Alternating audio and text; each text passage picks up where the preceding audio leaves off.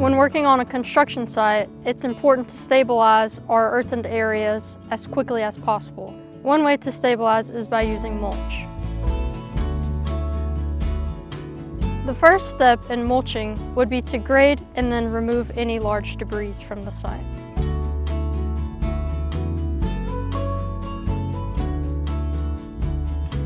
Next would be to apply your seeding and your fertilization at the appropriate rate. You may have to add lime or other soil amendments to balance your pH.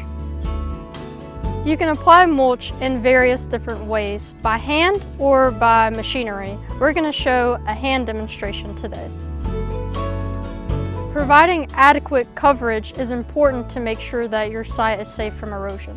You also don't want to over-apply it because you will choke the seeds out from being able to germinate and sprout. The typical application rate is 1 to 2 tons per acre. To estimate your application, you can divide your site into 1,000 square foot areas.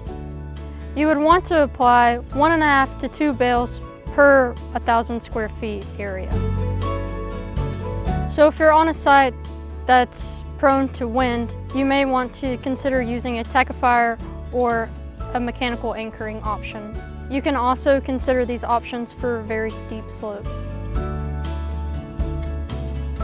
Straw can be a quick, cheap, and easy way to provide temporary stabilization. To learn more, visit our website at stormwater.auburn.edu.